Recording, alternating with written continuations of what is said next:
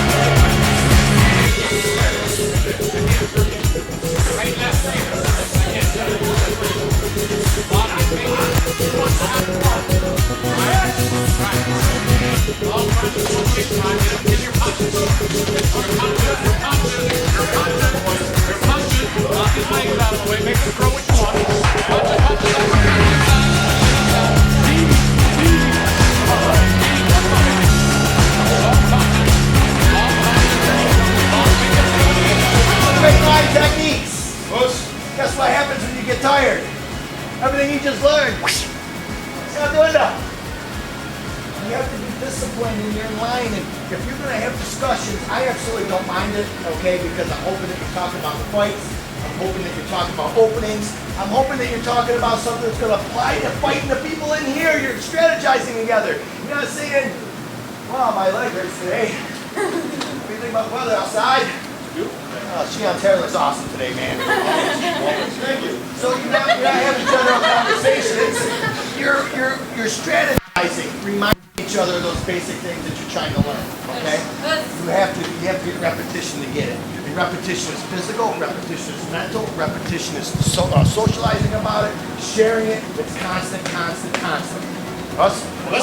What are you all making one major mistake that I have in my own life. None of you know how to counterattack. None of you know how to block. He knows how to block. You're not watching it. Everybody else is just punching. You're blocking out the kid, but not blocking how to get set up. When a kick comes, you're just blocking, and you're doing nothing with it. You don't know how to learn how to counterfight. You can't just be offense, because whoever's going to be stronger and tougher and faster is going to win that battle. You gotta use your ingenuity, and you gotta make them pay for their mistakes. When you turned your back on the back, he should have kicked your leg right out. As soon as they turn, you kick your leg right out. You missed that opportunity. You just went in and went like this. These are major opportunities. When somebody kicks a leg and you block to make him pay, he does it all the time. He does it all the time. You kick his leg, he's going to make sure after you put that leg back, you put it down, he's going to make you stink. And that's number one. Number two is after you're hitting, you're always there. You understand? You hit the person, you're right there for him. All you can do is take a right step to the side. That's all you have to do. After you hit just a simple one step, it's going to cause them to go up balance. But if you keep hitting like this and stay right there, they're going to find it. It's a habit. If you all hit, you stay right there. Like rocking off the rope, right? The ones that move, this kid's starting to get it because I got him fresh. He's a white belt. He wasn't with any other art. He didn't know anything, right? He came into me like a fresh piece of paper, you understand? And now I teach him to move. Watch his footwork for a young boy. He uses footwork to make people walk. Miss and stay off balance. Watch his footwork. He's got his footwork down now. I just have to work on the techniques and he grows, right? So footwork is important. Some of you don't have your footwork going. You don't have any footwork at all. You just hit and you stay right on that track, right? You gotta change. If you want to change, you gotta make it happen. Repetition. He came to me fighting like this, right? This is how I used to fight. But he had to change it. He had to do repetition after repetition. He was kicking like this and he was fighting completely point fighting, right? It wasn't going to change unless he made it happen, right? Repetition. You're going to keep doing the same thing over and over again until you go back and do repetition, right? You understand? I keep telling you use your hands and you're never home to use them. We're going to come out and use them, right? You have to. So, little things. I'm not giving 100 things. I'm just giving little basic things, right? Little tiny things. It's not rocket science, some of it. You got to start somewhere, right? A simple one punch, simple right punch, left punch, kick. That's what you got to start with. Or a simple block and a leg kick, right? A simple block and a leg kick. a simple block and a leg kick. That's it. Get used to stopping something and make them pay because they're the most vulnerable time. Look, I'm right at my most what? My vulnerable time. I'm in danger right here after I miss that kick. If I miss and it gets blocked, that's your prime time. You understand? So you got to make people too. Make them what you want to do. I make them what I want to do. I give them a head. I go like this, right? And start going like this. Guess what's coming out? Guess what's going to come out? The Jodan's coming. Jodan watching here. I guarantee you. Then when I hit it, I knock it out of the way and I make them pay for it. Look, front kick and roundhouse kick. That's primarily the things. The leg kick. That's what mostly comes in, right? Am I right? Most straight punches. Roundhouse kick the leg, right? Or front kick. If I get good at just those three things and I can block those three things, watch what happens, right? A whole new world opens for me. Because not do I just hit with offense, I can hit with defense too. Think about it. Okay, real quick, I want to talk about injuries. Relax, shake it all off. Thank you for that discipline. Good job, Zach. If you have an injured hand, use boxing gloves. You have a bad shin, buy the big bad boys or double up your shin. You got a bad knee, put a wrap on it, put a knee brace on it. You got a banged up arm, put a knee pad on it, arm pad on it, whatever. Think of ways to train. Don't think of ways to get out of it. Don't say, oh, I can't run today because my foot hurts. Well, get your butt on a bike, okay? I can't do push-ups because of my hand. Well, then do double sit-ups. Do something to train. Us? Figure it out, Tracy. Figure it out. Right there, big boy. Right there. Great, nice techniques. Don't be always step straight back. Circle. Tight circle, not a wide circle. Tight circle. To the right. You're on the right. To your right. Hands going. Put your hands in. Hands. Below. Pass. Work the pass. Get the hands working with the pass. Come on. Hands to the cap. That's it. Hands to the pass. Hands to the cap. That's it. Hands to the cap. Hands to the cap. Hands to the pass. Hands to the pass. I do not run marathons when I train. I do sprints. I do intervals. I do things that are 2 minutes, 3 minutes, 4 minutes, 5 minutes long, and then I stop. Why? Like a fight. Bring my heart rate up, bring my heart rate down, bring my heart rate up, bring my heart rate back down. I can't put an adrenaline rush into my system, but I can mock my heart rate the best that I can. Okay? That's stuff that you guys can do. Okay? Alright, hey, 4 minutes, you got it in you? Hey, if you guys want to get second place and you're fine with being mediocre, you can dismiss yourself. If you want to win, keep it up. Let's go!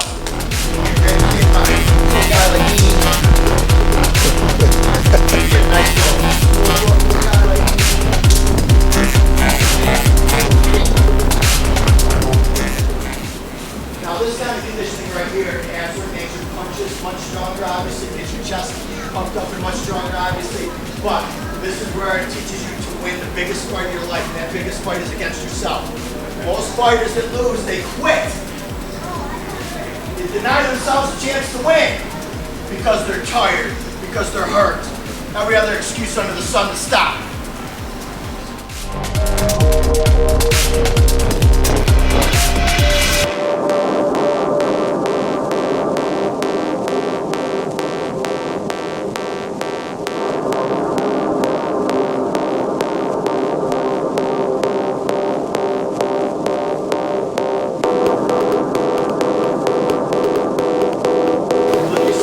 How do you know you're getting better?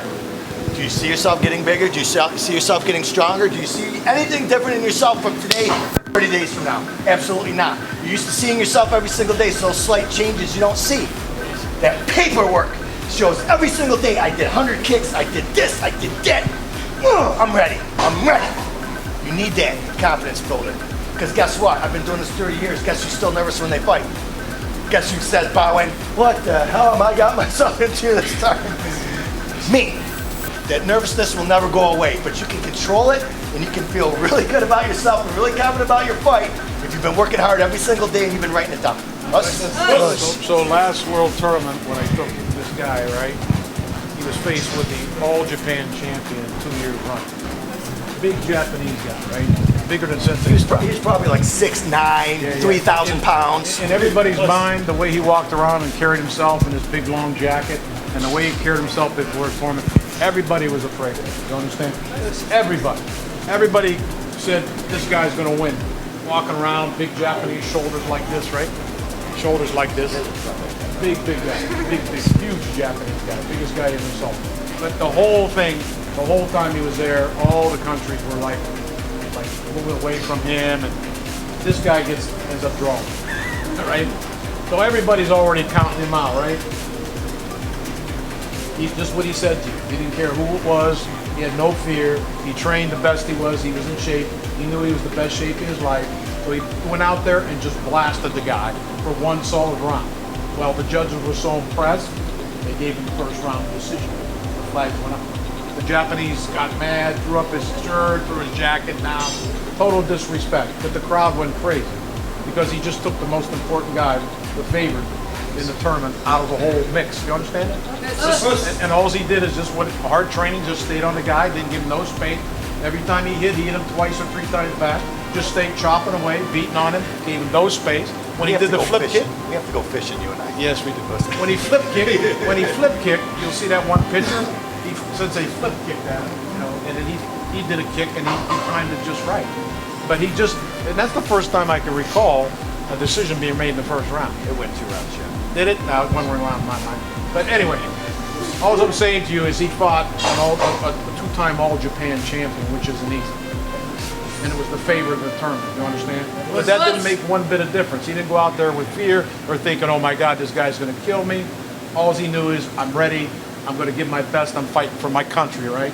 This is all he thinks or thought about when he's over there. When he's over there, when he leaves this country, this is what is inspiring. He's fighting for his country, am I right? And everybody recognizes him as that country. And people don't know that he's an Ishinu master, you understand? When he carries himself, walked around in ways, he's just as Kyokushin as all of us. You understand? In our style. People still don't know today. They still are stunned when I tell them. No way. I said, yeah. Wait. He's Kyokushin in the heart. Whether he has whether he teaches it, in his technical ability, his fighting is all Kyokushin. And his heart is Kyokushin, and his spirit is what? Kyokushin. Yes. So I just want to add those points to what he's trying to make to you, because he replicates and he really emulates everything that he's telling you that I talked to him about, and he's emulating. He just isn't talking about it, he's doing it. Okay? Thanks, Shihan. That's really, I'm the most humble person when it comes to that He kind of is, and stuff. he won't talk about himself, and that's my job. Because it's not what it's about. It's about you guys putting your blood, sweat, and tears together, and you guys being successful and following your dreams and your goals. So thank you for coming today, especially my students. Make sure you thank Shihan. You thank Shihan. You thank all your friends here today. We're going to come back down again here before the tournament. So thank you all today.